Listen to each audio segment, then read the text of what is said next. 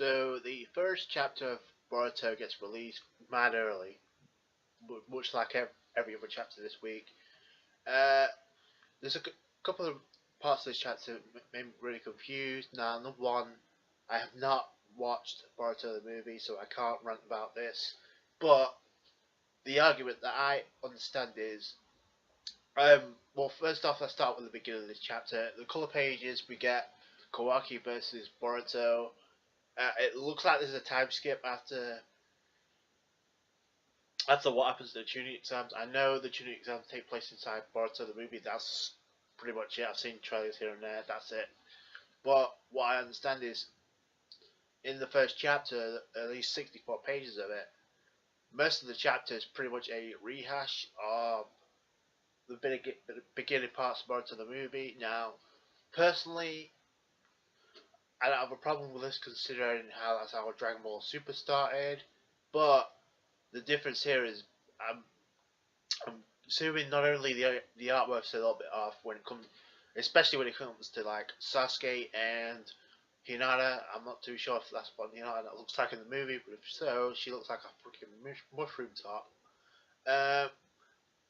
The other thing is, obviously, because Boruto the manga's a monthly chapter, you have to wait if this is a complete rehash or if it's going to take a certain perspective throughout the entire movie. Because the thing with Dragon Ball Super is that wasn't a month to get released. It took some time. It wasn't weekly, but there was a focus on snippets building up the actual Battle of Gods. Even though it gave us a different perspective, it changed a few things along the way. So the problem here with Boruto is there's no anime to fall back on. So that's the controversy there. The other thing, I don't mind it all that because it was rumored to have bad artwork. It wasn't going to be the same artwork anyway. But I mean, and you can't really judge a series by the first chapter. I think we've seen this already. Hunter x Hunter is not exactly the best artwork, but it has amazing content. So let's not kid ourselves. Anyway, that's my thoughts on it. But let's get into the chapter. Like I said, we get Boruto and Kawaki. Looks like it's a time skip because Boruto looks the same age as pretty much Naruto was at the start of Shippuden. And speaking of which, we get if that was a spoiler for perhaps the ending part of perhaps Boruto the series. I'm not so sure that was wise to put it in there, especially if it's depending on how long it's going to take to actually get there, because there's obviously got to be a time skip. So what happens between then and after Boruto the movie, if it's going to be like that, if that's going to be adaptation in the manga, there's going to have to be a time skip after that. Otherwise, how long does it fucking take? Especially when chapters are going to get released a month. So I can kind of see why people are pissed, but at the same time,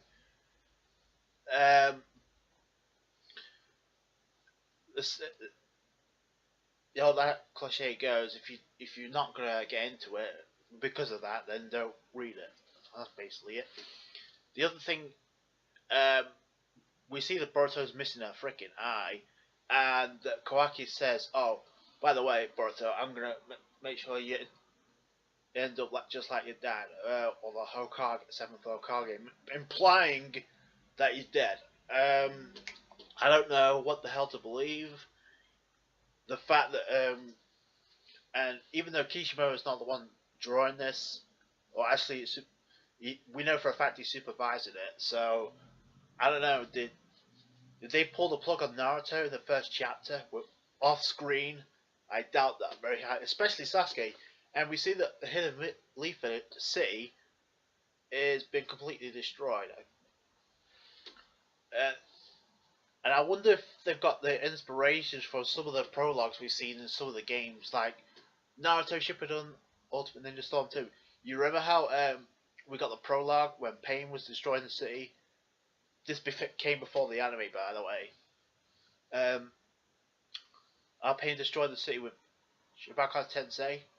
Oh man, I wonder if they got the inspiration for that. But then again, I remember, and I think they started Naruto Shippuden in the same way. I'm not too sure they started this in the manga, but in the anime, they kind of spoiled the fact that the whole Team 7 reunion with Sasuke when they're going to search for Sasuke in Orochimaru's hideout. That's how Shippuden started. So I wonder if that's kind of the same thing here. Only this time, the results are the Hidden Leaf City's been destroyed, and Boruto's pretty much the only one from Konoha that's actually putting a fight up against Kawaki. Now, I don't think Kawaki's responsible for this, and I don't think Naruto's dead even in the slightest, nor Sasuke for that matter. But anyway, that's my thoughts on this. The chapter itself, after we get the fight between, and actually Kawaki and Boruto both have looks to be like curse marks. Boruto's is blue and Kawaki's is red, and I'm not too sure what that indicates. Whether or not it's an experiment from Orochimaru, because it really does look like a curse mark. But we don't see them changing. And by the way, Boruto awakens the Byakugan, even though it's kind of hinted in Ninja Storm 4 anyway, but he's going around looking like Zoro or Kakashi, which looks kind of badass to be honest with you, especially with the Byakugan on ice. And anyway, we get back to the pastime, I guess. And we get to see Boruto and Naruto complete throughout the entire most of this chapter completely neglect him, even though we do get a statement from Hinata says, "Oh, by the way, Naruto had it worse than you because he didn't grow up with Dad." But the fact is, that could even make it worse. I did kind of understand it until we get to Hinawari's birthday party, and you saw Naruto with the cake. It turned out to be a shadow clone. It disappeared in the cake. I was like, that was so fucked up. And we get stuff like that, but basically we get to see snippets appearing there of Boruto with at least with the new Team 7, I guess, with Sada and Mitsuki, and Boruto doesn't even want to be a part of the tuning exams because we do see him handing out leaflets for the tuning exams. So I guess it's going to be built up for the movie. Maybe we'll get certain bits here and there, or maybe it's going to be a complete rehash. I don't know. I don't.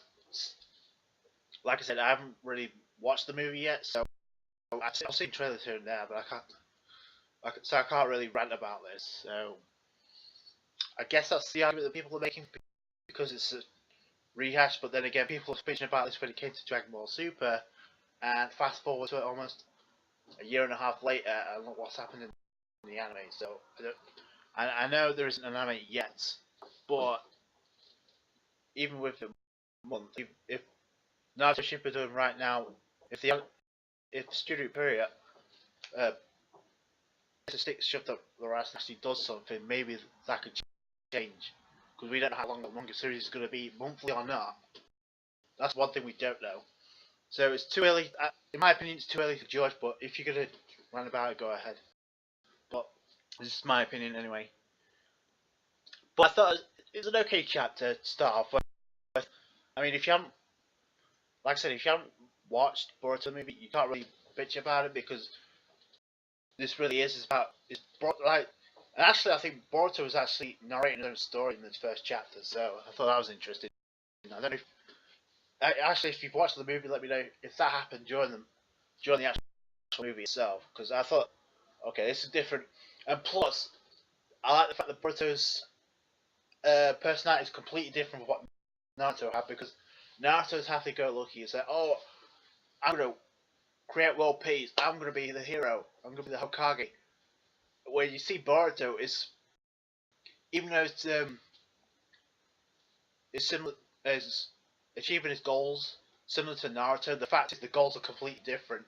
He wants the strength to able to take down Naruto, his own dad, so he can acknowledge him. I think that's the way Boruto is thinking, because even he said he goes back and he says, "Oh, I had a problem with all type of ninja," so which is pretty much negating everything that Naruto and the rest of Shinobi fought to protect during Shippuden. So, oh, so that's gonna be one hell of a transition for Boruto to make.